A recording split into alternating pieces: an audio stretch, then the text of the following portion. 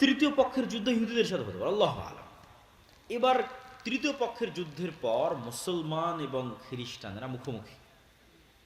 এই যুদ্ধে রাসূলুল্লাহ সাল্লাল্লাহু আলাইহি সাল্লাম বলছেন, এই যুদ্ধের ভিন্ন ভিন্ন অ্যাঙ্গেলে অনেক হাদিস আছে, আমি সবগুলো সারমর্ম বলতেছি আপনাকে, সব হাদিসের সারমর্ম।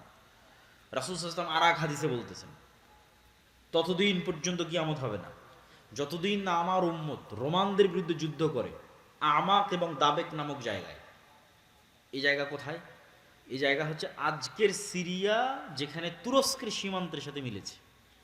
এখনকার সিরিয়ার সীমান্ত যেখানে তুরস্কের সীমান্তের সাথে মিলেছে, ইদলিব, ইদলিব শহর, সেখানে এই নামে জায়গা আছে, বিশাল খোলা মাঠ, আমাক এবং দাবেক। ওই জায়গায় আমার উম্মত যতক্ষণ রোমান খ্রিস্টানদের বিরুদ্ধে যুদ্ধ না করছে ততদিন কিয়ামত হবে না। সেই দিন মুসলমানদের যুদ্ধের হেডকোয়ার্টার থাকবে দামেস্ক নগরীর গুতা নামক জায়গায়। এটা ওই যুদ্ধের কথাই বলা হচ্ছে, যেটা রোমানদের সাথে হবে। আর এক হাদিসে রাসূলুল্লাহ সাল্লাল্লাহু আলাইহি সাল্লাম বলছেন, ততদিন পর্যন্ত কিয়ামত হবে না যতদিন না আমার উম্মত বলেনি, ওখানে বলেছে ইসহাক আলাইহিস সালামের বংশের ৭০,০০০ সদস্য এমন এক শহরের বিরুদ্ধে যুদ্ধ না করে, যেই শহরের এক পাশ সাগর এবং এক পাশ মাটি। তো আলেম ওলামা লিখেছে এই শহর হচ্ছে ইস্তাম্বুল, কুস্তুনতুনিয়া, কনস্টান্টিনোপল। তো আমার উম্মত যখন এই ইসহাক আলাইহিস সালামের বংশের ৭০,০০০ মানুষ যখন ওই শহর বিজয়ে যাবে, তখন তাদের তরবারি চালানো লাগবে না, গুলি করা লাগবে না। তারা বলবে লা ইলাহা ইল্লাল্লাহ আল্লাহু আকবার, এটাতে শহর বিজয় হয়ে যাবে। লা ইলাহা ইল্লাল্লাহ এবং আল্লাহু আকবার আওয়াজ দিয়ে শহর বিজয় হবে। আর এক হাদিসে রাসূল সাল্লাল্লাহু আলাইহি ওয়াসাল্লাম বলছেন, অচিরেই কিয়ামতের পূর্ব মুহূর্তে এমন এক ভয়াবহ যুদ্ধ হবে যেটাতে রোমান এবং মুসলমানেরা মুখোমুখি হবে, যেটাতে রোমানেরা ৮০টি পতাকার অধীনে একত্রিত হবে। প্রত্যেক পতাকার অধীনে ১২,০০০ করে সেনাবাহিনী থাকবে, প্রায় কাছাকাছি ১০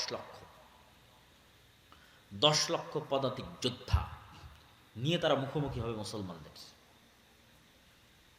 এই যুদ্ধে আমার উম্মত ৩ ভাগে বিভক্ত হবে। এই যুদ্ধে অংশগ্রহণ করার জন্য মদিনা থেকে তৎকালীন বিশ্বের সর্বশ্রেষ্ঠ সন্তানেরা বের হয়ে আসবে। তৎকালীন বিশ্বের সবচেয়ে তাকওয়াবান, সবচেয়ে আল্লাহওয়ালা, সবচেয়ে পরহেজগার, সবচেয়ে পাকা মুমিন মুজাহিদ বের হয়ে আসবে মদিনা থেকে, যারা এই যুদ্ধে অংশগ্রহণ করবে। আমার উম্মত এই যুদ্ধে ৩ ভাগে বিভক্ত হবে। এক ভাগ পালিয়ে যাবে যুদ্ধের মাঠ থেকে, এরা এত বড় কবিরা গুনাহ করবে যে আল্লাহ কিয়ামত পর্যন্ত এদের ক্ষমা করবে না। আর এক ভাগ মৃত্যুবরণ করবে, এরা পৃথিবীর সর্বশ্রেষ্ঠ শহীদ। আর এক ভাগকে আল্লাহ বিজয় দান করবে, কিন্তু বিজয়ের কোনো আনন্দ থাকবে না। কেন বিজয়ের কোনো আনন্দ থাকবে না? এক বংশে যদি ১০০ সদস্য থাকে, ৯৯ জন মারা যাবে, একজন বেঁচে থাকবে।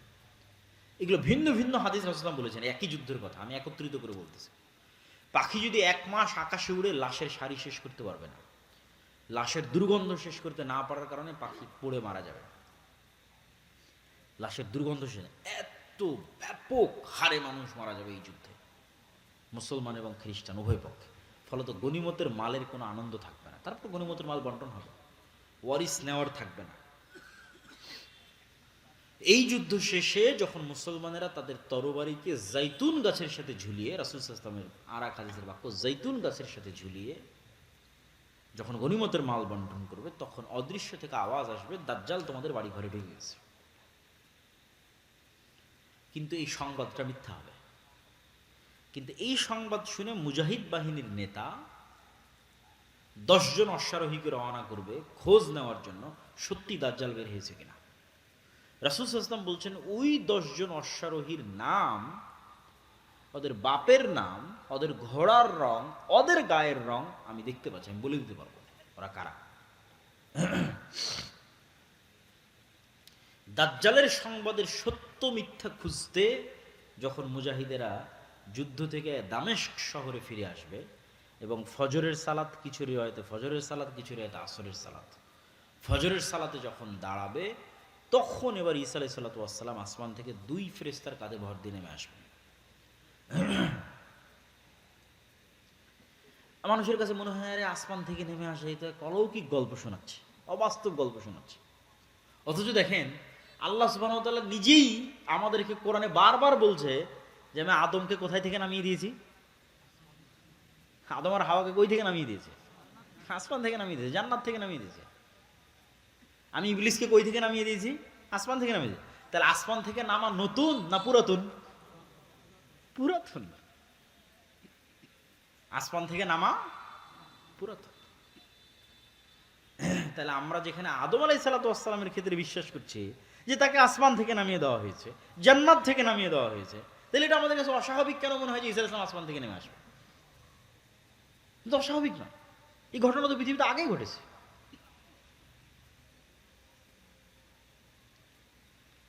তো ঈসা আলাইহিস সালাম পৃথিবীতে নেমে আসবেন, ততদিনে কিন্তু সত্যি সত্যি দাজ্জাল বের হয়ে গেছে। এবার ততদিনে যে সত্যি সত্যি দাজ্জাল বের হয়ে গেছে, দাজ্জাল পৃথিবীতে থাকবে 40 দিন। তার প্রথম দিন হবে 1 বছর, দ্বিতীয় দিন হবে 1 মাস, তৃতীয় দিন হবে 1 সপ্তাহ, বাকি দিন হবে স্বাভাবিক দিন। তাহলে মোট কয় দিন হচ্ছে এখন হিসাব করে? মোট হবে 1 বছর 2 মাস 14 দিন। কতদিন? 1 বছর 2 মাস 14 দিন সে পৃথিবীতে বিচরণ করবে।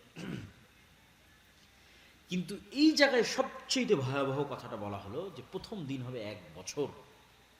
কেমনে 1 বছর হবে একদিন? যদি আমরা আমাদের আধুনিক বিজ্ঞানের আলোকে চিন্তা করি, তাহলে পৃথিবী যেই গতিতে ঘুরতেছে আর সূর্য যেই গতিতে ঘুরতেছে, এটার মধ্যে পরিবর্তন লাগবে। এই ঘোরার গতিতে কি লাগবে? পরিবর্তন লাগবে। সূর্য আর পৃথিবীকে থেমে যেতে হবে, অথবা ধীর হতে হবে। আর যদি বলি না, এই সিস্টেমের মধ্যে না আল্লাহ অলৌকিকভাবে ঘটাবে, আল্লাহ সুবহানাহু ওয়া তাআলা ভালো জানেন। রাসূল সাল্লাল্লাহু আলাইহি ওয়াসাল্লামকে জিজ্ঞেস করল আল্লাহ নবী, দাজ্জালের গতি কেমন হবে? বলেন, কাগাইসিন ইস্তাদবারাতহু রিহ, মেঘমালার যেমন গতি, আকাশে উড়ন্ত মেঘমালার যেমন গতি তেমন হবে। তখন মানুষেরা মনে করে যে আরে দাজ্জাল মনে হয় তাহলে বিমানে উড়বে, মানুষ মনে করে। কিন্তু আমার প্রশ্ন হচ্ছে, মানুষের বানানো বিমান যদি আকাশে উঠতে পারে, তা আল্লাহ সুবহানাহু ওয়া তাআলার সৃষ্টি নিজে কেন উঠতে পারবে না আকাশে? স্বাভাবিক কি? আল্লাহর আর এক সৃষ্টি পাখি উঠতেছে না? হতে পারে, বিমানও সফর করতে পারে। কিন্তু এই শুধু দূরবর্তী ব্যাখ্যা নয়, রিয়াল সম্ভাবনাও আছে, সেটা বোঝাচ্ছে যে দাজ্জাল নিজেই মেঘের গতিতে চলবে, এটার সম্ভাবনা আছে কোনো কিছুর সাহায্য ছাড়াই। আর দাজ্জালের সাথে যেটা লম্বা ঘটনা তামিমাত দারির, ওই লম্বা ঘটনায় দাজ্জাল 4টা প্রশ্ন করেছে তামিমাত দারিকে, যেটাতে দাজ্জালের সাথে তামিমাত দারির সাক্ষাৎ হয়। এটাও আমাদের জন্য একটা প্রমাণ বহন করে যে দাজ্জালের সাথে সাক্ষাৎ সম্ভব। দাজ্জালের সাথে সাক্ষাৎ সম্ভব। তামিমাত দারির যদি দাজ্জালের সাথে সাক্ষাৎ সম্ভব, তো আজকের পৃথিবীর যে কোনো মানুষের দাজ্জালের সাথে সাক্ষাৎ সম্ভব, তার প্রকাশের পূর্বেই, মানে সে পৃথিবীতে আগমনের পূর্বেই। সুতরাং এখনো যে কেউ দাজ্জালের সাথে যোগাযোগ করছে না, দাজ্জালের সাথে দেখা করছে না, সাক্ষাৎ করছে না, এটা সম্পূর্ণরূপে উড়িয়ে দেওয়া যাবে না। কেন? তামিমাত দারি দাজ্জালের সাথে সাক্ষাৎ করেছে। তা আপনি বলবেন এখনকার আধুনিক স্যাটেলাইট, এই স্যাটেলাইটের মধ্যে পৃথিবীর এমন কোনো দ্বীপ নাই, এমন কোনো জায়গা নাই যেটা মানুষ জানে না। তো অ্যাপস্টেইন ফাইল প্রকাশের আগে কে জানতো যে অ্যাপস্টেইনের এরকম একটা দ্বীপ আছে, যেই দ্বীপে মার্ক জুকারবার্গও যায়, পৃথিবীর সব ধনকুবেররা যায়, আর সেখানে এইভাবে নারী সাপ্লাই হয়, ছোট ছোট শিশু বাচ্চা সাপ্লাই হয়, আবার তাদেরকে এভাবে ধর্ষণও করা হয়। স্যাটেলাইট তো ঠিকই ছিল, কে জানতো? যার স্যাটেলাইট আছে ও যদি জানতে না দেয় আপনাকে, স্যাটেলাইট তো আমার নাই, কার আছে? যারা আজকের পৃথিবীর ক্ষমতা নিয়ন্ত্রণ করতেছে, ও যদি আমাদের জানতে না দেয়, আমাদের বাপেরও ক্ষমতা নেই জানার যে কোথায় কি হচ্ছে, সম্ভব নয়। আর যদি মেনে নেই যে না, আসলে এই পৃথিবী, যেই পৃথিবী আমরা এখন চোখে দেখছি, এই পৃথিবীতে দাজ্জাল নাই, তো বিজ্ঞান বলতেছে যে মানুষ 3D ডাইমেনশনে দেখে। এই পৃথিবীতে এমন প্রাণীর বসবাস সম্ভব যে 3 ডাইমেনশনের উপরে, 4th dimension, 5th dimension, 6th dimension, 7th ডাইমেনশনে বসবাস করে, এই পৃথিবীতে আছে, কিন্তু মানুষ দেখতে পাবে না। যেমন জিন আছে, দেখতে পাচ্ছি না, ফেরেশতা আছে, দেখতে পাচ্ছি না, এরা অন্য ডাইমেনশনে বসবাস করতেছে। ঠিক আপনি যদি একটা ছোট্ট পাখিকে একটা বন্দি ঘরের মধ্যে ছেড়ে দেন, পাখি জানালাই খুঁজে পাবে না, অথচ আপনি বলছেন কি রে, আমি তো জানালা দেখতে পাচ্ছি, ও দেখতে পায় না কেন? এরকম আপনি যে কোনো প্রাণীর সাথে চেক করতে পারেন, সাপের সাথে চেক করতে পারেন যে সাপের দৃষ্টি কেমন, সাপ কতটুকু দেখে, কোন লেভেল পর্যন্ত দেখে, আমাদের মতো দেখে না। কুকুরের দৃষ্টি কেমন, সে কি আমাদের মতো দেখে না। আপনার আশেপাশে এরকম হাজারো উদাহরণ আছে, আপনি যেমন দেখেন ওরা ওরকম দেখে না, ওরা ভিন্ন লেভেলের দেখে। তাহলে আমাকে ফেরেশতা দেখতেছে, জিন দেখতেছে, আমি জিন ফেরেশতাকে দেখতেছি না। আল্লাহ চাইলে দেখা যাবে। সুতরাং পৃথিবীতে থাকা অবস্থাতেও না দেখা সম্ভব। আবার পৃথিবীতে থাকা অবস্থায় অন্যরা দেখতেছে আছে, আমাকে দেখতে দেওয়া হচ্ছে না, যেটা আগেরটা বললাম সেটাও সম্ভব। আমাকে জানতে দেওয়া হচ্ছে না সেটাও সম্ভব। এবং দাজ্জালের প্রকাশের পূর্বে তার সাথে সাক্ষাৎও সম্ভব। তো তামিম আদ-দারির হাদিসে তামিম আদ-দারিকে জিজ্ঞেস করছে দাজ্জাল আরবের লোকজনকে 4টে জিনিসের কথা বলছে। বহাইরা তাবারিয়ার কথা বলো, আইনে জোগরের কথা বলো, নাখল বাইসানের কথা বলো, আর নবী আল উম্মির কথা বলো। এই বহাইরা তাবারিয়া হচ্ছে সি অফ গ্যালিলি, যেটা আজকের ইসরায়েলের সীমানার মধ্যে পড়ে। এই নাখাল বাইসান হচ্ছে ইসরায়েলের একটা শহর বাইত শিয়ান, যেটাও আজকের ইসরায়েলের সীমানার মধ্যে পড়ে। আর আইনে জোগার হচ্ছে জর্ডানের যে ডেড সি আছে, মৃত সাগর আছে, যেখানে লূত আলাইহিস সালামের কওমকে ধসিয়ে দেওয়া হয়েছিল, এই ডেড সির পার্শ্ববর্তী একটা ঝর্ণা বা কুয়া। আর এই 3টে জায়গায় 50 কিলোমিটারের মধ্যে হবে, এখান থেকে 50 কিলোমিটার আশপাশে। 2টে ইসরায়েলের সীমানার মধ্যে আর একটা ইসরায়েলের সীমানা লাগানো। আর এই 3টে জায়গায় আবার ইহুদি খ্রিস্টানদের বাইবেল এবং তাওরাতে বর্ণিত বিভিন্ন কারণে পবিত্র। যেমন সি অফ গ্যালিলি, যেটা বহাইরা তাবারিয়া দাজ্জাল জিজ্ঞেস করলো, তাওরাতের বর্ণনা অনুযায়ী যে ঈসা আলাইহিস সালাতু ওয়াস সালাম যেখানে সব মুজিজা দেখাতেন, ঈসা আলাইহিস সালামের মুজিজা তো পৃথিবীর সবচেয়ে ব্যতিক্রম মুজিজা, মৃতকে জীবিত করা, অন্ধকে চক্ষুষ্মান করা, টাকওয়ালা মাথাকে চুল দিয়ে দেওয়া, এই বেশিরভাগ মুজিজাগুলো উনি এই খালের পাশে, এই লেকের পাশে দেখিয়েছেন। এই জন্য সারা ইউরোপ, সারা আমেরিকা থেকে লক্ষ লক্ষ খ্রিস্টান দর্শনার্থী এটা দেখতে আসে। বহাইরা তাবারিয়া, lake of Tiberias, sea of Galilee. আর আইনে জোগার, যেটা স্প্রিং অফ জোয়ার বলতেছে হিব্রু ভাষায়, ইংরেজি ভাষায়, বাইবেলের বর্ণনা অনুযায়ী লূত আলাইহিস সালাতু ওয়াস সালামের শহর ধ্বংস হওয়ার পর যেই শহরে তাকে, যেই জায়গায় তাকে আশ্রয় দেওয়া হয়েছিল, সেটা হচ্ছে এই আইনে জোগার, তার পাশে। এই 3টার কথা দাজ্জাল কি বলছে, যেটাতে পানি আছে পানি থাকবে না, ঝর্ণা আছে ঝর্ণা শুকিয়ে যাবে, বাগান আছে বাগান, খেজুর বাগান আছে খেজুর বাগান শেষ হয়ে যাবে। আর নবী আল উম্মির কথা বলো, নবী আল উম্মি হচ্ছে পড়ালেখা জানে না এমন নবী। তো বলে এই অবস্থা নবী আল উম্মির। তারপরে দাজ্জাল নিজেই বলতেছে আমি বের হব, 40 দিন পৃথিবীতে চলাচল করব, আমার এই ক্ষমতা থাকবে। এবং দাজ্জালের ওই ক্ষমতার কথাগুলো রাসূল সাল্লাল্লাহু আলাইহি ওয়াসাল্লাম বলে গেছেন। তাহলে দাজ্জালের সাথে কেউ পারবে না। দাজ্জালের সাথে একমাত্র কে পারবে? ঈসা আলাইহিস সালাতু ওয়াস সালাম। দাজ্জাল যখন পৃথিবীতে বের হয়ে যাবে, তখন মুমিন মুসলমানদের বাঁচার কোনো রাস্তা থাকবে না। এমনকি রাসূল সাল্লাল্লাহু আলাইহি ওয়াসাল্লামের হাদিসের বর্ণনা অনুযায়ী সিরিয়ার এক অঞ্চলের মানুষ যারা দাজ্জালের প্রতি ঈমান আনবে না, ওদেরকে ওদের ধনুক চাবিয়ে খেতে হবে, কোনো খাবার থাকবে না। এইরকম ভয়ঙ্কর দুর্ভিক্ষ দেখা দেবে।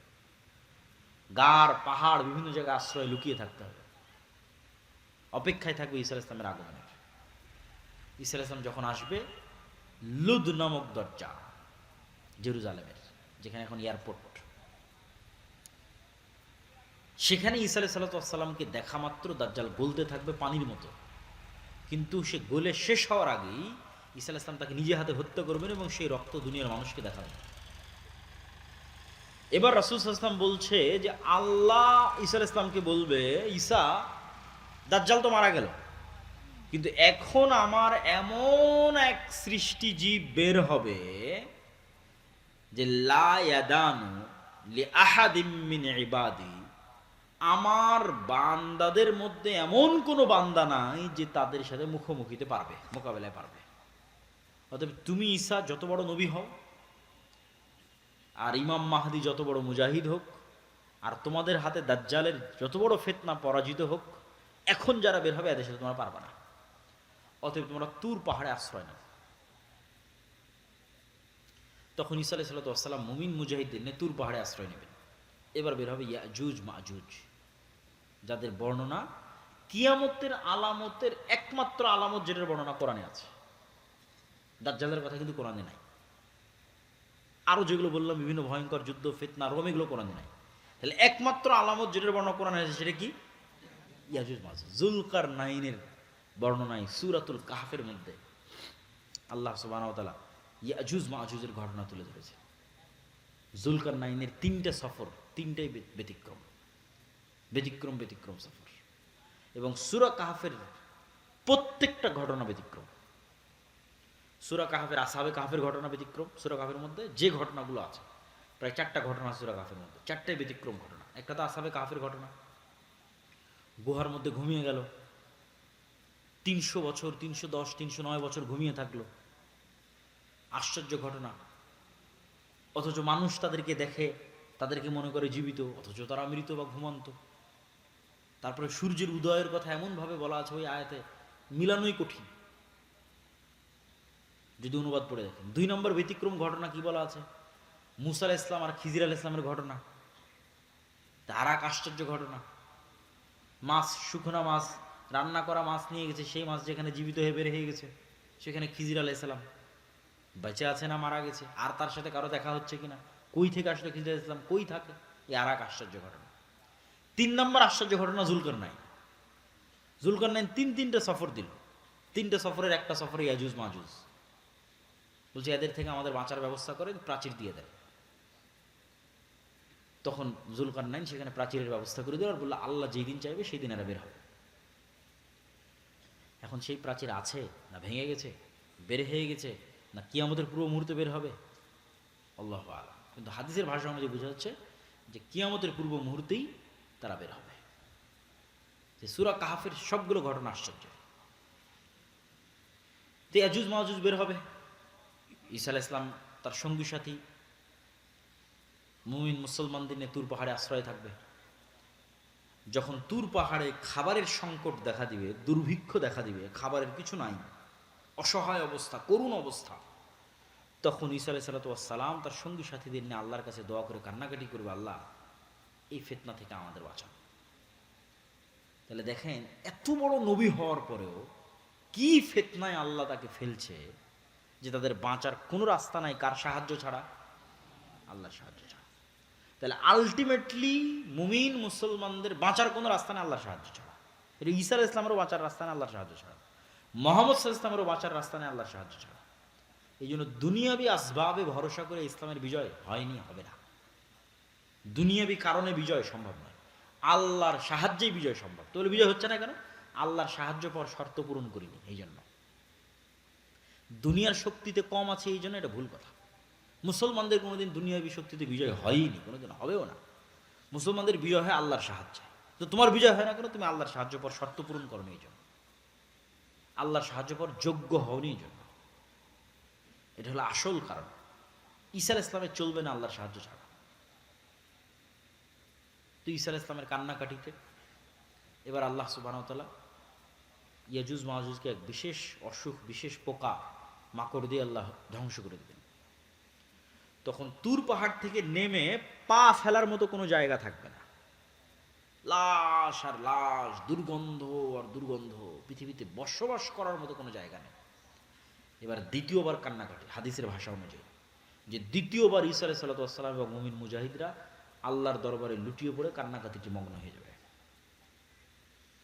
এবার আল্লাহ সুবহানাহু ওয়া তাআলা রাসূল সাল্লাল্লাহু আলাইহি ওয়াসাল্লামের হাদিসের ভাষ্য অনুযায়ী উটের কুঁজ যেরকম লম্বা, এরকম লম্বা কুঁজওয়ালা এক প্রকার পাখি পাঠাবে, যে পাখিগুলো এই লাশগুলোকে উড়িয়ে উড়িয়ে নিয়ে গিয়ে এমন জায়গায় ফেলে দেবে যেখানে মানুষ বসবাস করে না।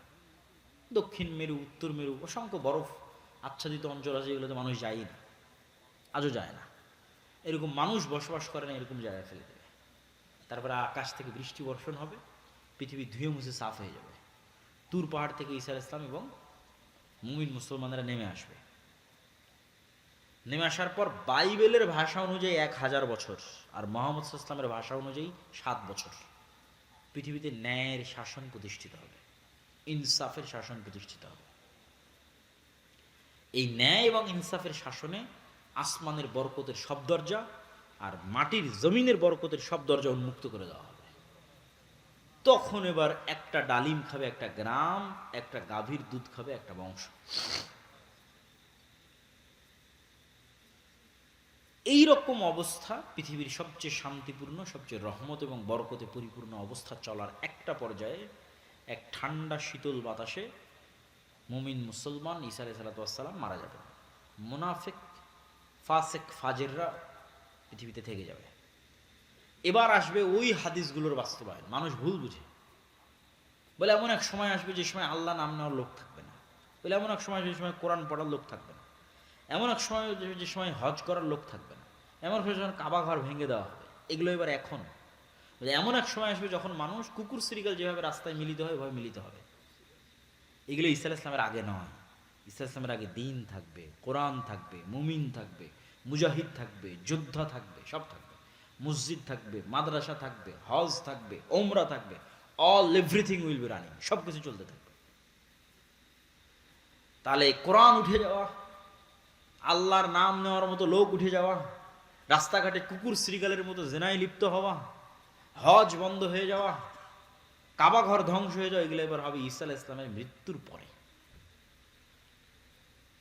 তখন এই ফাসেক ফাজের কাফেরদের উপর এবার ফাইনাল কিয়ামত, যেটা ওই ফাইনাল কিয়ামত সংঘটিত হবে, যেটাতে বলা আছে যে আল্লাহ সুবহানাহু ওয়া তাআলা ইজাস সামাউন শাক্কাত, ইজাস সামাউন ফাতারাত, ওয়া ইদাল কাওয়াকিবু ইনতাসারাত, ওয়া ইদাল বিহারু ফুজ্জিরাত, যখন আসমান ফেটে চৌচির হয়ে যাবে। আল কারিআতু মাল কারিআহ ওয়া মা আদরাকা মাল কারিআহ ইয়াওমা ইয়াকুনুন নাসু কাল ফারাশিল মাবথুথ ওয়া তাকুনুল জিবালু কাল ইহনিল মানফুশ। পাহাড়, হিমালয় পাহাড় হবে আকাশে উড়ন্ত ধুলিত ধ্বনিত তুলা, আর মানুষ হবে পঙ্গপালের ন্যায়। সূর্যর চন্দ্র নক্ষত্র চূর্ণ বিচূর্ণ বিদীর্ণ হয়ে পড়ে যাবে, ফাইনাল কিয়ামত।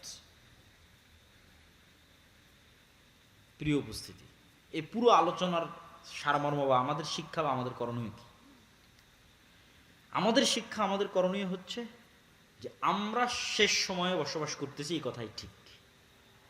যদি আরো ৫,০০০ বছর পরও কিয়ামত হয় তবুও আমরা শেষ সময়ে, যদি আরো ৫০০ বছর পরও কিয়ামত হয় তবুও আমরা শেষ সময়ে।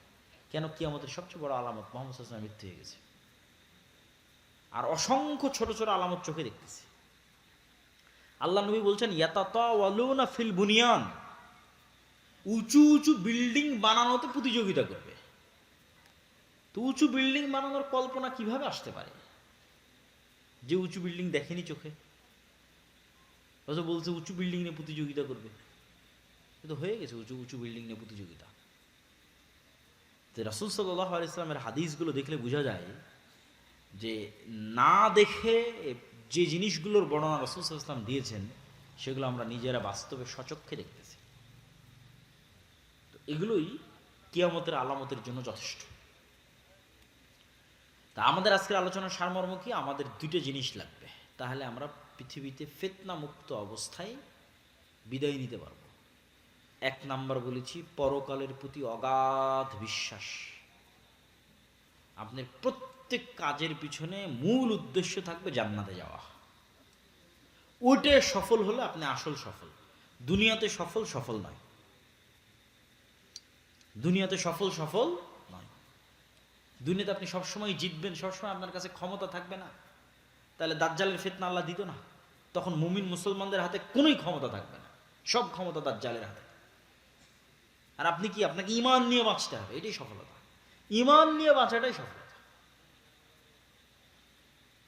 তাহলে ঈমান নিয়ে বাঁচার জন্য আমি বলেছি দুটো জিনিস লাগবে। এক, পরকালের প্রতি অগাধ আস্থা ও বিশ্বাস, পরকালকে দেখতে পেতে হবে। মৃত্যু পরবর্তী জীবন হচ্ছে বাস্তব জীবন। অমাল হায়াতুদ দুনিয়া ইল্লা লাইবুন ওয়া লাহু, এই দুনিয়ার জীবনের কোনো দাম নাই, এটা খেলতামাশা মাত্র। প্রকৃত জীবন কি? লাহিয়াল হায়াওয়ান, আল্লাহ কোরআনে বলেছে পরকালই জীবন। পরকালই জীবন, দুনিয়ার জীবন জীবন নয়। তাহলে পরকালের যে জীবনটা, ওই জীবনটা হচ্ছে প্রকৃত জীবন, বাস্তব জীবন। এই জীবন জীবন নয়। আর এক আয়াতে আল্লাহ সুবহানাহু ওয়া তাআলা বলছেন পরকাল হচ্ছে খায়রুন ওয়া আবকা, সর্বোত্তম, চিরস্থায়ী, পার্মানেন্ট। তাহলে ক্ষণস্থায়ী এই দুনিয়াতে সফলতা কি? পরকালের প্রতি অগাধ আস্থা রাখা। 2 নাম্বার, দুনিয়া বিসর্জন দেওয়ার সক্ষমতা। যেটা আমি বাক্য শুরু করেছি যে 1 টাকার প্রতি যদি আপনার অবৈধ লোভ থাকে, আপনি দাজ্জালের ফিতনা থেকে বাঁচতে পারবেন না। আপনি ঈমান বিক্রি করে দিবেন, ঈমান বিসর্জন দিয়ে দিবেন।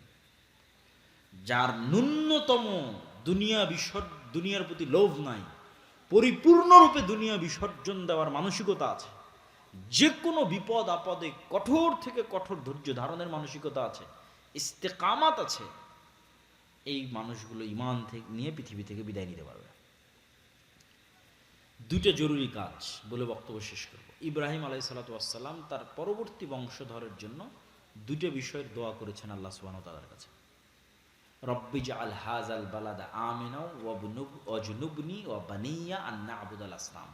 আল্লাহ মক্কা শহরকে নিরাপদ করে দাও, আমার পরবর্তী বংশধর কেউ যেন মূর্তি পূজক না হয়, শিরক না করে। শিরক ভয়াবহ। তাহলে 1 নাম্বার, ইব্রাহিম আলাইহিস সালাম আল্লাহর কাছে চাচ্ছেন তার পরবর্তী বংশধরের জন্য, মানে স্পেশাল কিছুই চাচ্ছেন যেটা আল্লাহ তাকে দিবে। 1, মক্কা শহরকে নিরাপদ করে দেন। 2, আমার পরবর্তী বংশধর যেন শিরিক না করে। 3, রব্বি জাআলনি মুকিমাস সালাহ ওয়া মিন যুররিয়াতি। আমার পরবর্তী বংশধর সাল্লাল্লাহু আলাইহি ওয়াসাল্লাম যা বলেছেন তা ঘটবে। আমাদের জন্য সবচেয়ে আতঙ্ক এবং ভয়ের বিষয় কি? সেটা হচ্ছে কিয়ামতের সবচেয়ে বড় আলামত চলে এসেছে। এটা হলো আমাদের জন্য সবচেয়ে আতঙ্কের বিষয়। সেটা কি? কিয়ামতের সবচেয়ে বড় আলামত হচ্ছে মুহাম্মদ সাল্লাল্লাহু আলাইহি ওয়াসাল্লামের প্রেরিত হওয়া। এটা কিয়ামতের সবচেয়ে বড় আলামত। কেননা মুহাম্মদ সাল্লাল্লাহু আলাইহি ওয়াসাল্লামের পূর্বে যত নবী গেছে, প্রত্যেকের পরে অপেক্ষা হয়েছে পরের নবীর। উনি শেষ নবী নয়। ঈসা ইসলামের পরে আরেক নবী আসবে, মুসা আলাইহিস সালামের পরে আরেক নবী আসবে, দাউদ সুলাইমানের পরে আরেক নবী আসবে। তাহলে তো কিয়ামত তো এখন আসতেছে না। কিন্তু মুহাম্মদ সাল্লাল্লাহু আলাইহি ওয়াসাল্লাম এসেছে মানে এর পরে কি হবে বলেন তো? কিয়ামত হবে। একদম সঠিক উত্তর দিয়েছে যে মুহাম্মদ সাল্লাল্লাহু আলাইহি ওয়াসাল্লামের মৃত্যুর পরেই কি হবে? একটু জোরে বলেন তো কি হবে? কিয়ামত হবে। তাহলে মুহাম্মদ সাল্লাল্লাহু আলাইহি ওয়াসাল্লামের মৃত্যু ইটসেলফ কিয়ামতের সবচেয়ে বড় আলামতগুলোর একটা। মুহাম্মদ সাল্লাল্লাহু আলাইহি ওয়াসাল্লামের মৃত্যুর পরেই কিয়ামত হবে। 5 দিন পরে হোক, 1 দিন পরে হোক, 1000 বছর পরে হোক, 5000 বছর পরে হোক, কিন্তু মুহাম্মদ সাল্লাল্লাহু আলাইহি ওয়াসাল্লামের মৃত্যুর পরেই কিয়ামত হবে। তাহলে মুহাম্মদ সাল্লাল্লাহু আলাইহি ওয়াসাল্লামের পৃথিবীতে আগমন এবং পৃথিবী থেকে মুহাম্মদ সাল্লাল্লাহু আলাইহি ওয়াসাল্লামের বিদায়, এটা কিয়ামতের অনেক বড় একটা আলামত। এই আলামতি পার হওয়া হয়ে গেছে 1400 বছর। দাজ্জাল পৃথিবীতে যে কোনো মুহূর্তে বের হয়ে যেতে পারে, এটার প্রমাণ কি? স্বয়ং রাসূল সাল্লাল্লাহু আলাইহি ওয়াসাল্লামের জীবদ্দশাতে ইবনে সাইয়াদ নামে একজন ব্যক্তি, শেখ আব্দুর রাজ্জাক বিন ইউসুফের মরণ একদিন আসবেই বইয়ে বিস্তারিত আলোচনা করা আছে। ইবনে সাইয়াদ নামে একজন ব্যক্তি, সে ইহুদি, তাকে সাহাবীরা সন্দেহ করলো যে দাজ্জাল। তো আল্লাহর নবী উড়িয়ে দিলেন না যে না, এ দাজ্জাল নয়। তাহলে আল্লাহর নবীও আশঙ্কা করতেন যে তার জীবদ্দশা তো দাজ্জাল চলে আসতে পারে।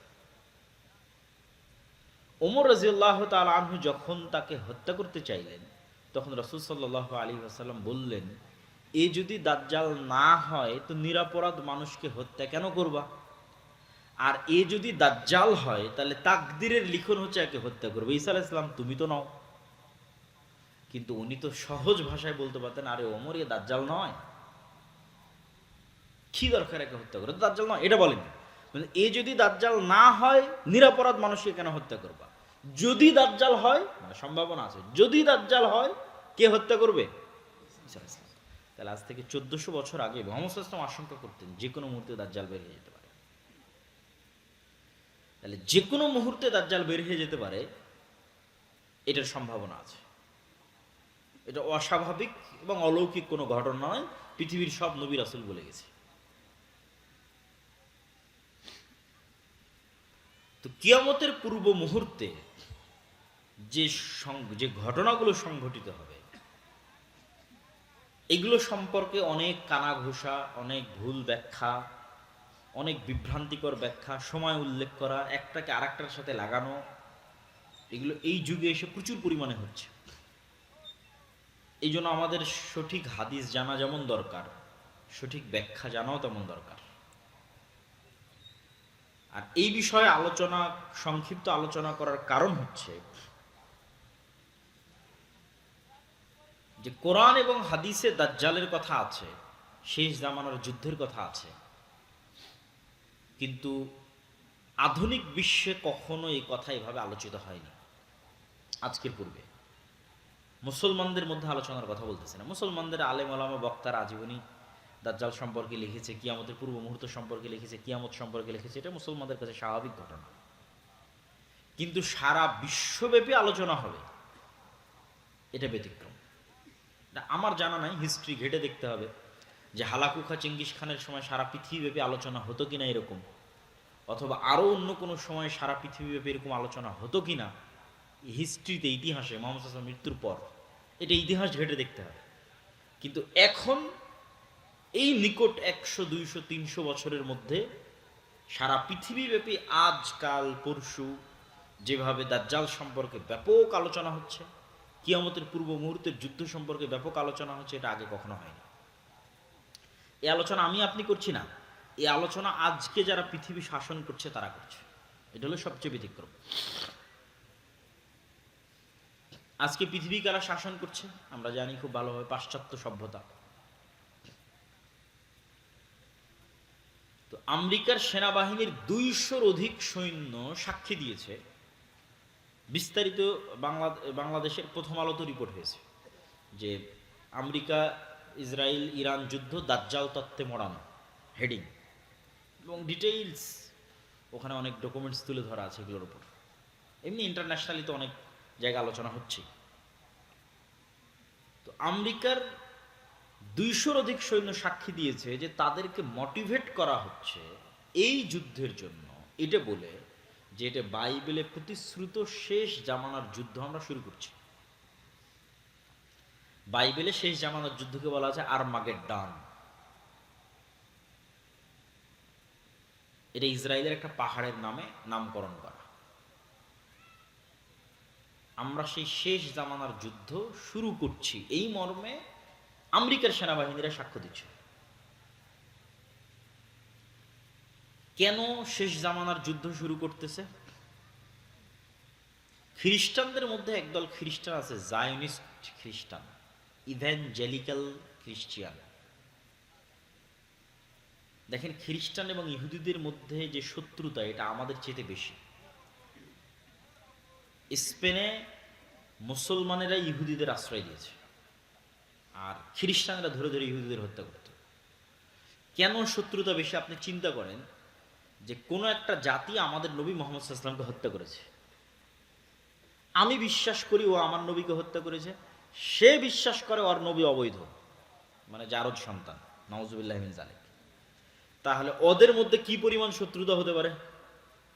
খ্রিস্টানরা বিশ্বাস করে ইহুদিরা আমাদের নবীকে হত্যা করেছে, আর ইহুদিরা বিশ্বাস করে মারিয়াম আলাইহিস সালাতু ওয়াস সালাম ব্যভিচারিণী, আর তার সন্তান ঈসা আলাইহিস সালাতু ওয়াস সালাম জারজ সন্তান, নাউজুবিল্লাহি মিন যালিক। তাহলে আমাদের সাথে তাদের শত্রুতা হবে না ইহুদি খ্রিস্টানদের ওদের মধ্যে বেশি শত্রুতা হবে? ওদের মধ্যে বেশি শত্রুতা। সেখানে আজকে তারা এরকম বন্ধু হয়ে গেল, এটা তো অসম্ভব। পৃথিবীর ইতিহাসে কোনোদিন হয়নি, এখনকার পূর্বে পৃথিবীর ইতিহাসে কোনোদিন হয়নি। হিটলার 60 লক্ষ ইহুদিকে হত্যা করেছে, হিটলার খ্রিস্টান। তো এটা হওয়ার পিছনে যেই বিশ্লেষণগুলো তুলে ধরা আছে, সেই বিশ্লেষণ হচ্ছে বাইবেলের প্রতিশ্রুতি অনুযায়ী ঈসা আলাইহিস সালাতু ওয়াস সালাম পুনরায় পৃথিবীতে আসবে, তথা খ্রিস্টানদের বিশ্বাস অনুযায়ী ঈসা আলাইহিস সালাম পুনরায় পৃথিবীতে আসবেন, মারা গেছেন কিন্তু আবার আল্লাহ তাকে পাঠাবেন। আর মুসলমানদের বিশ্বাস অনুযায়ী তিনি মারাই যাননি, তাকে জীবিত অবস্থায় উঠানো হয়েছে, তিনি আবার পৃথিবীতে আসবেন। সমস্যা হচ্ছে খ্রিস্টানরা বিশ্বাস করে যে ঈসা আলাইহিস সালাতু ওয়াস সালাম তখনই পৃথিবীতে আসবেন যখন ইহুদিদের মাসিহা আসবে। আমাদের মাসিহা তখন আসবে যখন ইহুদিদের মাসিহা আসবে। তাহলে মাসিহা সবার, মুসলমানেরাও মাসিহার অপেক্ষায়, মাসিহের অপেক্ষায়, খ্রিস্টানেরাও মাসিহের অপেক্ষায়, ইহুদিরাও মাসিহের অপেক্ষায়। তাহলে ইহুদিদের মাসিহ কে, খ্রিস্টানদের মাসিহ কে, মুসলমানদের মাসিহ কে? মাসিহ মানে বিপদ থেকে উদ্ধারকারী। এই জন্য দাজ্জালের নামও মাসিহ দাজ্জাল, ঈসা আলাইহিস সালামের নামও ঈসা মাসিহ। তাহলে মাসিহুদ দাজ্জাল, ঈসা মাসিহ, দুইজনই মাসিহ, বিপদ থেকে উদ্ধারকারী।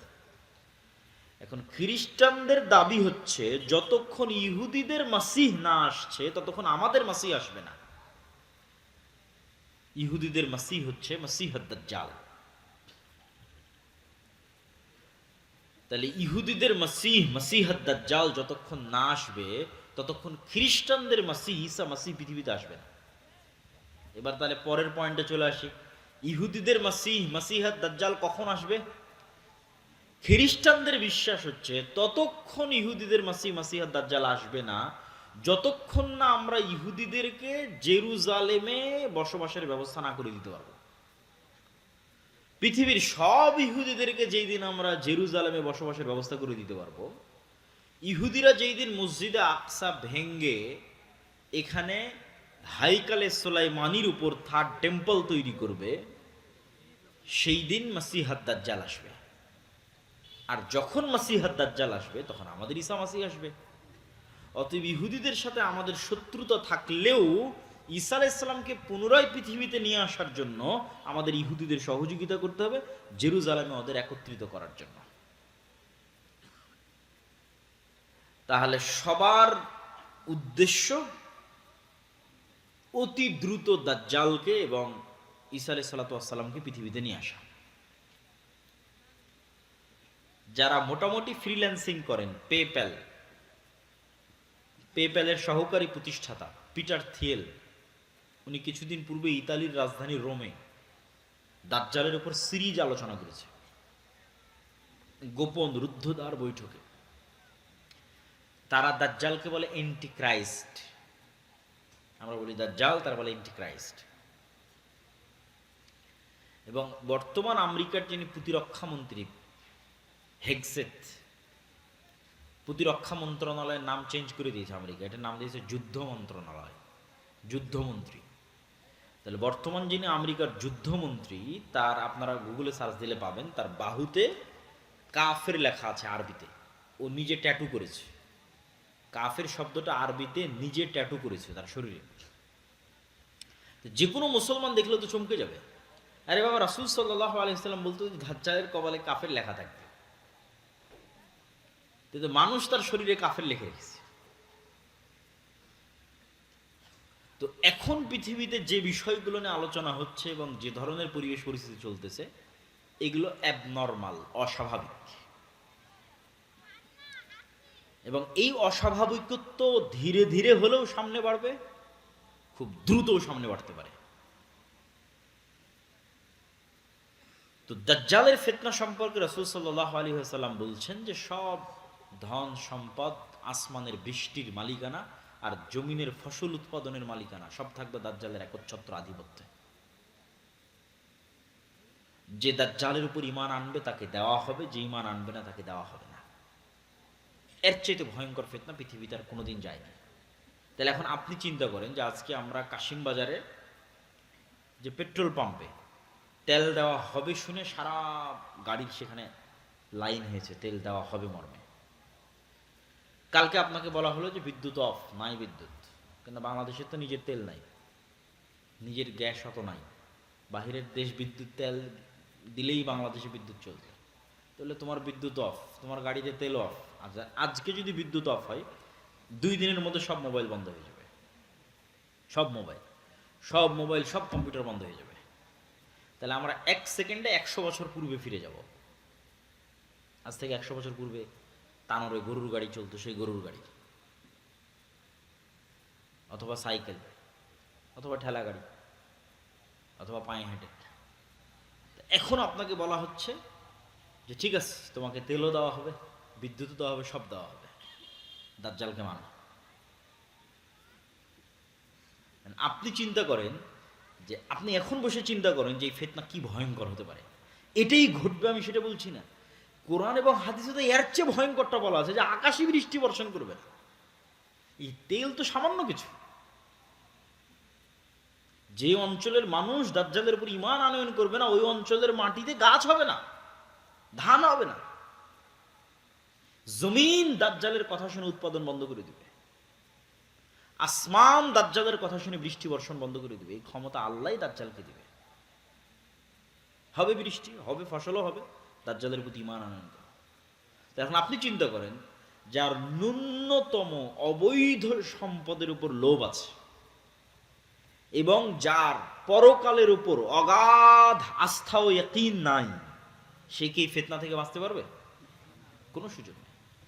যার 1 টাকার প্রতি অবৈধভাবে ইনকামের ইচ্ছা আছে, যে লোভ সামলাতে পারে না, যে এই 1 টাকা আসবে, এটা আমি একটু অবৈধভাবে ইনকাম করিনি, এই লোভ যে সামলাতে পারে না, এই দাজ্জালের এই লোভ সামলাতে পারবে না, ঈমান বিক্রি করে দেবে। আর একটা কি বলেছি, পরকালের উপর অগাধ আস্থা।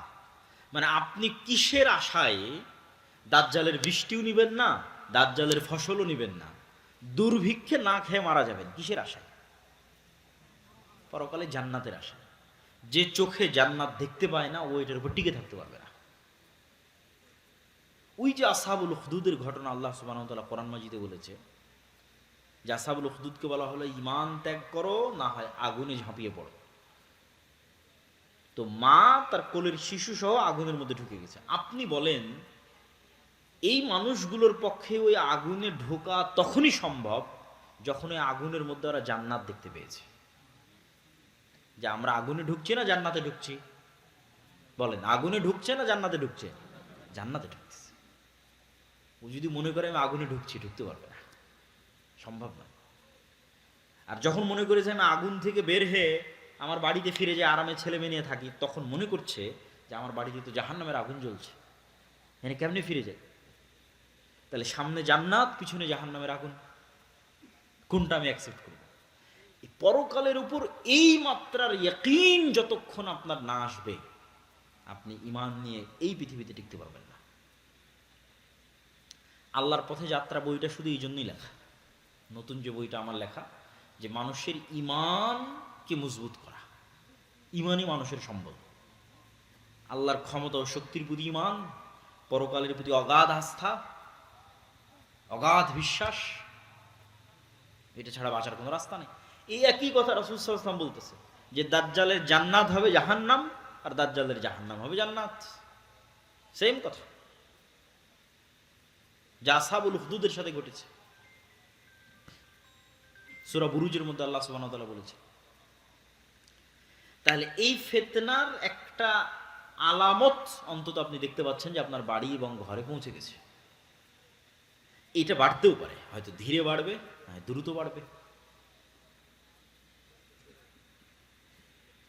তো কিয়ামতের পূর্ব মুহূর্তে রাসূলুল্লাহ সাল্লাল্লাহু আলাইহি ওয়াসাল্লাম বলছেন, যে আমার এবং কিয়ামতের মধ্যে তোমরা কয়েকটা জিনিসকে গণনা করে রাখো। 1 নাম্বার আমার মৃত্যু, 2 নাম্বার মসজিদে আকসার বিজয়, 3 নাম্বার ভয়াবহ মহামারী। এখন কোন মহামারী, এটা নিয়ে আলেমদের মধ্যে মতভেদ আছে। উমর রাদিয়াল্লাহু তাআলা আনহুর জীবদ্দশাতে সিরিয়াতে একটা ভয়ঙ্কর মহামারী হয়েছিল। কেউ কেউ বলেছে ওটা সেই মহামারী। আমরাও তো কয়েকদিন আগে দেখলাম করোনা মহামারী। আরো ভয়াবহ মহামারী আসতে পারে পৃথিবীতে। তারপর রাসূল সাল্লাল্লাহু আলাইহি ওয়াসাল্লাম বললেন, এমন এক ফিতনা, যেই ফিতনা থেকে আরবের কোনো ঘর খালি থাকবে না। তো আলেম ওলামা ব্যাখ্যা করেছে, এই ফিতনা হচ্ছে মোবাইল কম্পিউটার ইন্টারনেটের ফিতনা। তো মোবাইল কম্পিউটার ইন্টারনেটের ফিতনা তো সব ঘরে ঢুকেছে, খালি আরবের ঘরে ঢুকেছে? দক্ষিণ কোরিয়া, জাপান, আমেরিকা থেকে শুরু করে পৃথিবীর সব ঘরে ঢুকেছে। কিন্তু আল্লাহ নবী তো খাস করেছে এমন ফিতনা যেটা আরবের প্রত্যেক ঘরে ঢুকবে, পৃথিবীর প্রত্যেক ঘরে নয়। তো কোরআন এবং হাদিসে বেশিরভাগ জায়গায় ফিতনা মানে মারামারি, গন্ডগোল, হত্যা, এগুলোই উদ্দেশ্য। তাহলে এমন মারামারি, এমন গন্ডগোল, এমন হত্যা এবং রাহাজানি আরব বিশ্বে তৈরি হবে, যেই হত্যা, যেই গন্ডগোল, যে মারামারিতে আরবের প্রত্যেকটা ঘর যুক্ত হয়ে যাবে, বিরত থাকতে পারবে না, মুক্ত থাকতে পারবে না। আর এক হাদিসে রাসূল সাল্লাল্লাহু আলাইহি ওয়াসাল্লাম বলছেন, ফোরাত নদী থেকে স্বর্ণের পাহাড় বের হবে। এই স্বর্ণের পাহাড় নিয়ে এমন মারামারি হবে, যে মারামারিতে পুরো আরব বিশ্ব যুক্ত হয়ে যাবে। মানুষের কাছে মনে হয়, আরে স্বর্ণের পাহাড় বের হওয়ার কি সম্ভব? আচ্ছা আপনি বলেন তো, আজ থেকে 500 বছর আগে মানুষের কি মনে হতো যে মাটির নিচ থেকে তেল বের হওয়া সম্ভব? মনে হতো নাকি? যে তেলে বিদ্যুৎ জ্বলবে এটিকে মানুষ কল্পনা করতো? কখনো কল্পনা করতো না। মাটির নিচ থেকে তেল বের হচ্ছে, গ্যাস বের হচ্ছে, বিদ্যুৎ চলতেছে, তো কখন কি বের হয়ে যাবে এটা আপনি বলতে পারবেন না। অথবা যদি সোনাকে সোনার অর্থেই রাখি তবুও সম্ভব। কেন? উদাহরণ দিলাম, যদি সোনাকে মূল্যবান অর্থে ধরি, যে মূল্যবান কিছু বের হবে, মূল্যবান দামি বুঝাতে সোনা ব্যবহার হয়, অস্বাভাবিক কিছু নয়, স্বাভাবিক। তাহলে এখন অন্তত তেল সোনার চেয়েও দামি, তেলের যে অবস্থা স্বর্ণের চেয়েও দামি। সারা পৃথিবীটাই টিকে আছে তেলের উপর, সারা পৃথিবী। তাহলে এখন কিসের যুদ্ধ চলছে? জ্বালানি যুদ্ধ, তেলের যুদ্ধ। তেল নিয়ে মারামারি, ভেনেজুয়েলার সাথে মারামারি তেল নিয়ে, ইরানের সাথে মারামারি তেল নিয়ে, আরব বিশ্বের সাথে মারামারি তেল নিয়ে। এই যুদ্ধের সামনে আরো বাড়তে পারে। তো রাসূল সাল্লাল্লাহু আলাইহি ওয়াসাল্লাম আরব বিশ্বে এরকম এক ভয়াবহ ফিতনার কথা বলে গেছেন, যেই ফিতনায় আরবের প্রত্যেক ঘর যুক্ত হবে। এই সেই ফিতনা নয়, আরবের প্রত্যেক ঘর ওই ফিতনায় যুক্ত হবে, ওই মারামারি, গন্ডগোলে, কাটাকাটির সাথে যুক্ত হবে। তারপরে কি? একের পর এক আল্লাহ নবী গণাচ্ছে। এরপরে এই ফিতনার পরে আরবের প্রত্যেক ঘর যেই ফিতনায় যুক্ত হয়ে যাবে, এই ফিতনার পরে হুদনাতুন বাইনাকুম ওয়া বাইনার রোম, তোমাদের সাথে রোমানদের চুক্তি হবে। তো রাসূল সাল্লাল্লাহু আলাইহি ওয়াসাল্লাম যখন রোম শব্দ উচ্চারণ করছেন, তখন রোম হচ্ছে আজকের তুরস্ক। আজকের তুরস্কের রাজধানী ইস্তাম্বুল, যাকে ইংরেজিতে বলে কনস্টান্টিনোপল। সেখানে বাইজেন্টাইন রোমান এম্পায়ার ছিল অর্থোডক্স খ্রিস্টানদের, যে অর্থোডক্স খ্রিস্টানরা এখন রাশিয়ায় আছে। আর যদি রোমান মানে সব খ্রিস্টানদের ধরি, তাহলে ইউরোপ আমেরিকার খ্রিস্টানও আসতে পারে। আল্লাহ সুবহানাহু ওয়া তাআলা ভালো জানে এই হাদিস কিভাবে বাস্তবায়িত হবে, কারা উদ্দেশ্য। তো মুসলমানদের সাথে রোমান খ্রিস্টানদের চুক্তি হবে। চুক্তি হয়ে মুসলমান এবং রোমান খ্রিস্টানেরা তৃতীয় আর এক পক্ষের বিরুদ্ধে যুদ্ধ করবে। এই তৃতীয় পক্ষকে আল্লাহু আ'লাম। এই তৃতীয় পক্ষ ইহুদিরাও হতে পারে, হিন্দুরাও হতে পারে, বৌদ্ধরাও হতে পারে, অথবা রোমান দ্বারা যদি অর্থোডক্স খ্রিস্টান উদ্দেশ্য হয় তাহলে ক্যাথলিক ইউরোপ আমেরিকার খ্রিস্টানরা হতে পারে, অথবা রোমান দ্বারা যদি ইতালির রোম উদ্দেশ্য হয়, যেখান থেকে ইউরোপ উদ্দেশ্য হবে, তাহলে আমেরিকা, ইসরায়েল হতে পারে, রাশিয়া হতে পারে। তৃতীয় আর এক পক্ষের বিরুদ্ধে যুদ্ধ হবে। এই তৃতীয় আর এক পক্ষের বিরুদ্ধে যুদ্ধে তোমরা এবং রোমান খ্রিস্টানরা বিজয়ী হবে।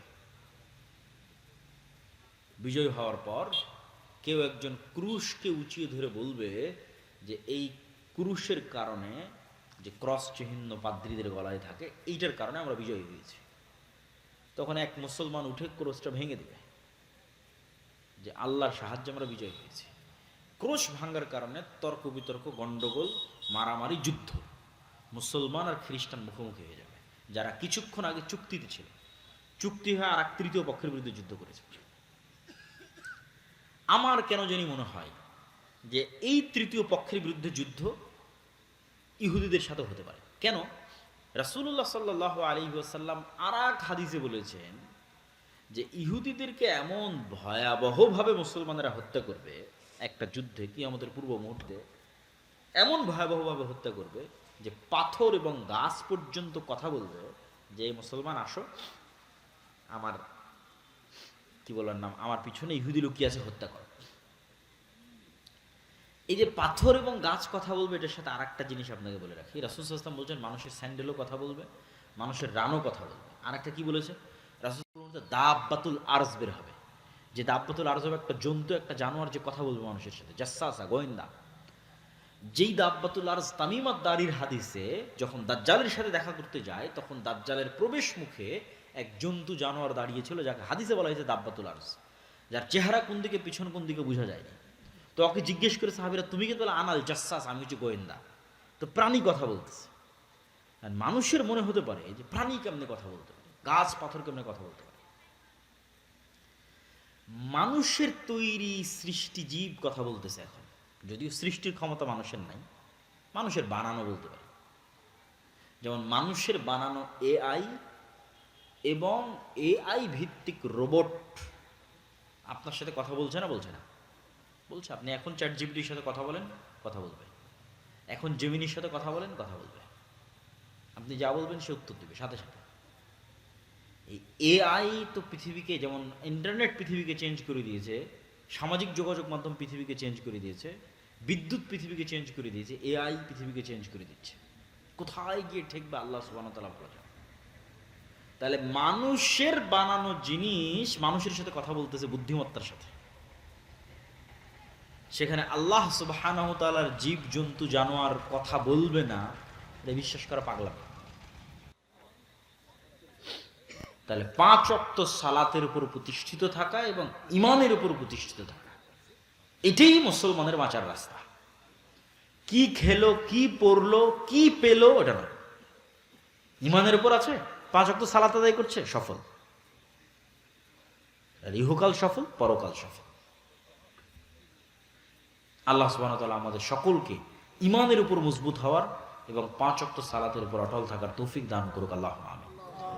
দাজ্জাল এবং ইমাম মাহদী বিষয়ে আপনার বিশ্বাস কি হবে? আপনি ইমাম মাহদীর সৈনিক হওয়ার আগ্রহী হবেন, না দাজ্জালের ফিতনা থেকে বাঁচার জন্য আল্লাহর কাছে দোয়া করবেন? কোনটা?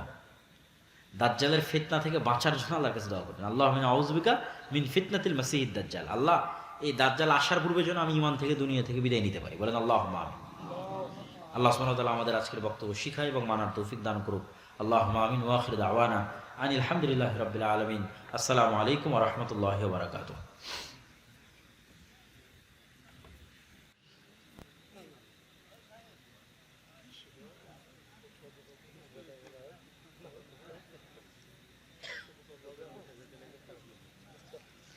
এখানে কিছু প্রশ্ন রিপিটেড, সেটা হচ্ছে ইরান, ইসরায়েল, সৌদি আরব ইত্যাদি বিষয়ে রিপিটেড প্রশ্ন। এই প্রশ্নগুলোর যেটা অ্যান্সার সেটা হচ্ছে, আমরা এতক্ষণ দীর্ঘ সময় যাবত আলোচনা করেছি ফিতনার উপর। দাজ্জাল শব্দের অর্থ কি জানেন? দাজ্জাল শব্দের অর্থ হচ্ছে সত্য মিথ্যার সংমিশ্রণ, ধোঁয়াটে, বোঝা যাবে না কোনটা সত্য কোনটা মিথ্যা। ফিতনা কেমনে হবে যদি সবই বোঝা যায় যে এটা ঠিক এটা বেঠিক? যদি সবই বোঝা যায় যে হকের উপর আছে বেঠিক, তাহলে ফিতনা কেমনে হলো? তাহলে ফিতনা হলো। ফিতনা তখনই যখন আমি বুঝতে পারি না কে হকের উপর আছে কে বাতিলের উপর আছে, তখনই ফিতনা। তো আমরা ফিতনার যুগে বসবাস করতেছি। আমার এবং আপনার কাজ কি? আপনি মনে করে নেন যে মোবাইলও নাই, ইন্টারনেটও নাই, তেলও নাই, কিচ্ছু নাই, আপনি 100 বছর আগে চলে গেছেন। তাহলে আপনার কাজ কি? আপনার কাজ হচ্ছে ইমান নিয়ে 5 ওয়াক্ত সালাত নিয়ে দুনিয়া থেকে বিদায় নাও। আপনি কেন লাফিয়ে ফিতনার মধ্যে পড়তে যাবেন? বরং ফিতনা থেকে বাঁচার দোয়া করবেন। আপনি আপনার নিজের আমলের প্রতি ফোকাস দিবেন, নিজের ইমান এবং নিজের সালাতের প্রতি ফোকাস দিবেন। কে কি করলো, কে কার পক্ষে গেল, কে কার বিরুদ্ধে গেল, আমাকে কার পক্ষে দাঁড়াতে হবে, এগুলো শুধু গুনাহই বাড়াবে এবং এগুলো আমাদেরকে আরো বেশি ফিতনার সাথে যুক্ত করবে, কানেক্টেড করবে।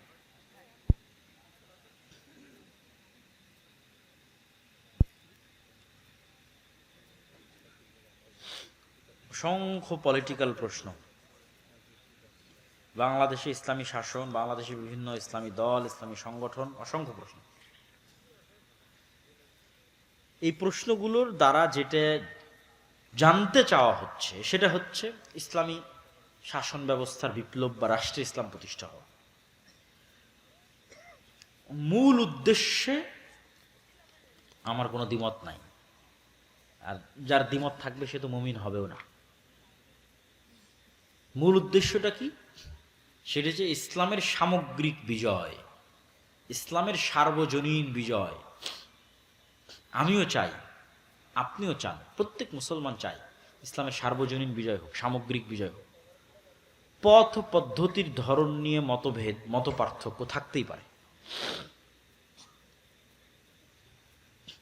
এই মতভেদ, এই মত পার্থক্যের কারণে সম্পর্ক নষ্ট এবং রেষারেষি এবং ভ্রাতৃত্ব নষ্ট, সেটা করা যাবে না। অবশ্যই এই মত এবং পথের গুলোর মধ্যে একটা অবশ্যই বেশি সঠিক হবে, আর একটা অবশ্যই কিছু না কিছু ভুল পথ হবে, কথাই ঠিক। আমার কাছে মনে হয়েছে, আমার ব্যক্তিগত চিন্তায়, যত ইসলামী দল, ইসলামী সংগঠন, যত রাজনৈতিক অনুষ্ঠান, যত রাজনৈতিক সম্মেলন, যত কিছুতে অংশগ্রহণ করেছি জাতীয় পর্যায়ে, সেগুলো কাছ থেকে দেখে আমার মনে হয়েছে আজকের বক্তব্যের উপর যে আলোচনা করলাম,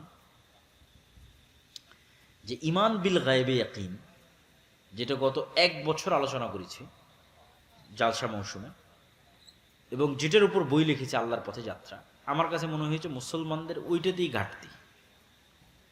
সকল মুসলমানের ব্রেনে ঢুকে গেছে, আলেম ওলামা থেকে শুরু করে মসজিদ সবার ব্রেনে ঢুকে গেছে যে দুনিয়ার রাস্তাই একমাত্র রাস্তা যেতে দিয়ে আমরা বিজয়ী হতে পারবো।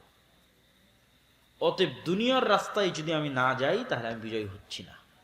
অবশ্যই হিকমত দিয়ে চিন্তা চেতনা করে সিদ্ধান্ত গ্রহণ করতে হবে, যুগোপযোগী সিদ্ধান্ত গ্রহণ করতে হবে, এগুলো সব কথা ঠিক, কিন্তু এই বিশ্বাসটা ভুল।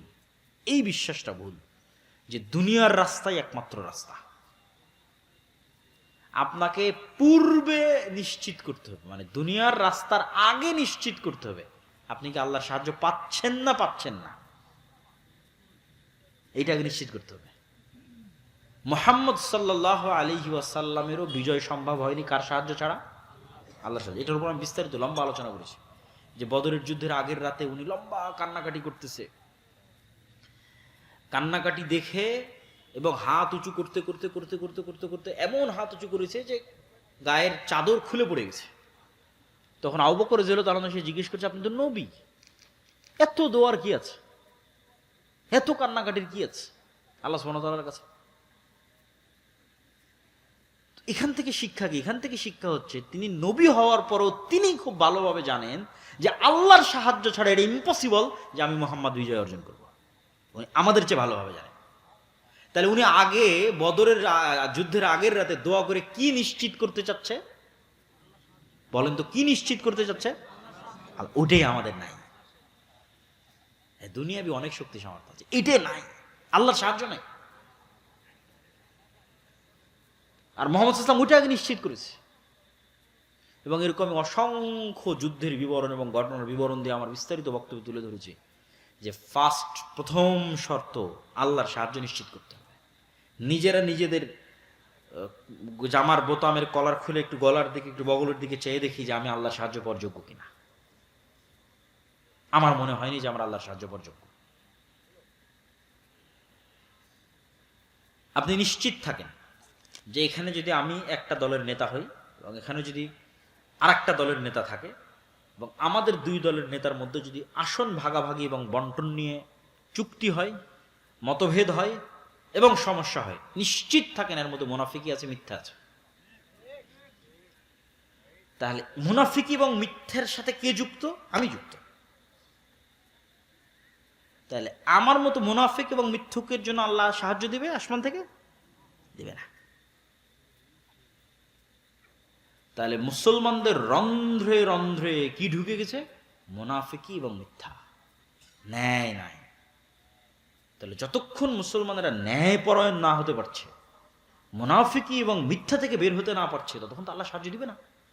আল্লাহ তো সব আলেম ওলামার অবস্থা জানে, সব মসজিদ মাদ্রাসার অবস্থা জানে, সব ইসলামী দলের অবস্থা জানে, আল্লাহ আমারও অবস্থা জানে। তাহলে আমি জিততে পারতেছি না কারণ আল্লাহর সাহায্য নেই। এই জন্য দুনিয়াটা তো পরে আসবে, দুনিয়াবি আসবাব ইউজ করা, তরবারি চালাবো তো পরে, তীর মারবো তো পরে, আগে তো আল্লাহর সাহায্য লাগবে। তাহলে আপনাদের দেশে ইসলামের বিজয় হচ্ছে না কেন বলেন তো? আল্লাহর সাহায্য নাই। তাহলে সবাই মিলে বসে থেকে চিন্তা করেন কিভাবে আল্লাহর সাহায্য পাওয়া যায়। আল্লাহর সাহায্য পাওয়ার শর্ত পূরণ করেন, তারপরে দুনিয়াবি রাস্তা ব্যবহার করেন, আল্লাহ বিজয় দিবে ইনশাল্লাহ, আল্লাহর ওয়াদা।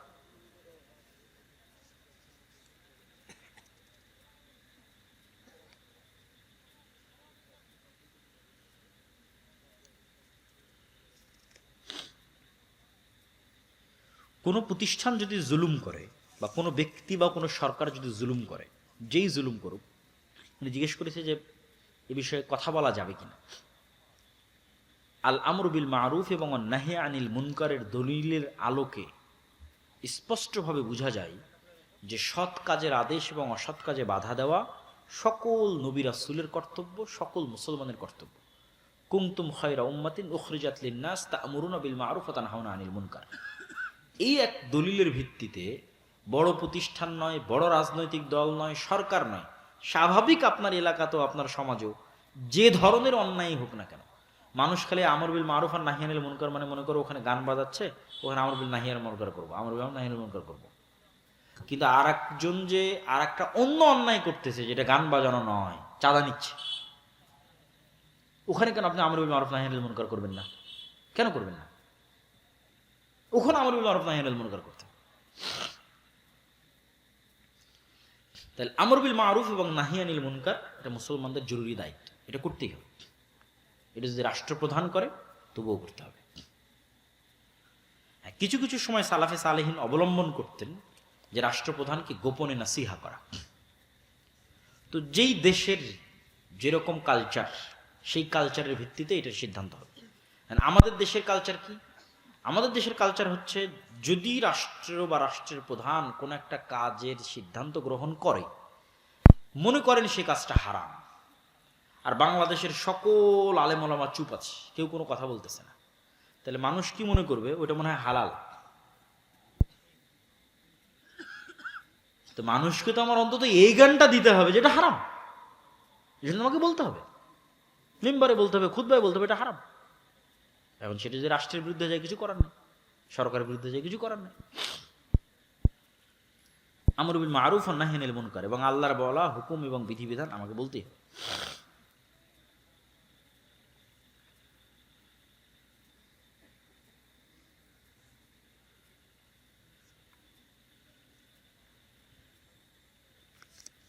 আর অসংখ্য প্রশ্ন, যেগুলো বেশিরভাগ প্রশ্নই মোটামুটি পলিটিক্যালি কানেক্টেড। তার মধ্যে প্রথম যেটা প্রশ্ন ইরান এবং সৌদি আরব, ইসরায়েল, ওটারও উত্তর দিয়েছি। 2 নম্বর প্রশ্ন যেটা আমাদের মূল উদ্দেশ্য, কেমনে রাষ্ট্রে ইসলাম বিজয় হবে, সেটারও দিক নির্দেশনামূলক উত্তর দিয়েছি। আরেকজনের বিরোধিতামূলক উত্তর দিয়ে কোনো লাভ নাই, শুধু তর্ক বিতর্ক, গন্ডগোল, মারামারি, কোনো লাভ নাই। যেটা করতে হবে সেটা বললাম, এটা করার চেষ্টা করতে হবে।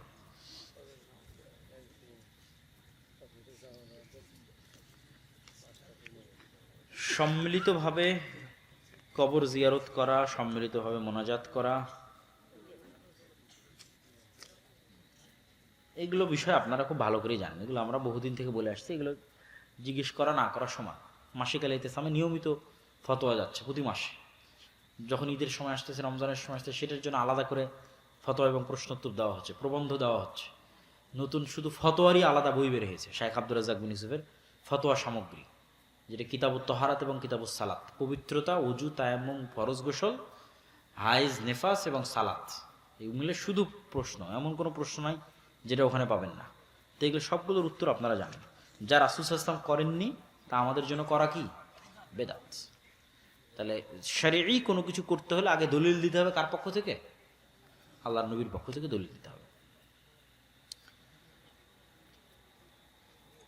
আল্লাহ সুবহানাহু ওয়া তাআলা আমাদের আজকের এই আলোচনা থেকে শিক্ষা এবং জ্ঞান অর্জন করার তৌফিক দান করুক, আল্লাহুম্মা আমিন। আপনারা খুব সুন্দরভাবে ধৈর্য ধরে বক্তব্য শুনলেন। আমি তো মনে করছিলাম বক্তব্য শেষ করলে মনে হয় মানুষজন উঠে চলে যাবে, তা আপনারা ধৈর্য ধরে প্রশ্ন উত্তরও শুনলেন। আরও হয়তো অনেক সময় আলোচনা করা যেত, কিন্তু আমাকেও ফিরে যেতে হবে, আমাদের ফজরের সালাতেও অংশগ্রহণ করতে হবে। এই জন্য বক্তব্য আমি আর দীর্ঘায়িত করতেছি না। এই ভাই একটা সুন্দর পরামর্শ দিয়েছে, পরামর্শটা আমি গ্রহণ করলাম। আমরা চেষ্টা করবো ইনশাল্লাহ। এটা মাইকে মুখে বলার দরকার নাই কি পরামর্শ। আল্লাহ আমাদের সৎ পরামর্শগুলো কবুল করার তৌফিক দান করুক, আল্লাহুম্মা আমিন। সুবহানাকা আল্লাহুম্মা ওয়া বিহামদিকা আশহাদু আল্লা ইলাহা ইল্লা আনতা আস্তাগফিরুকা ওয়া আতুবু ইলাইক।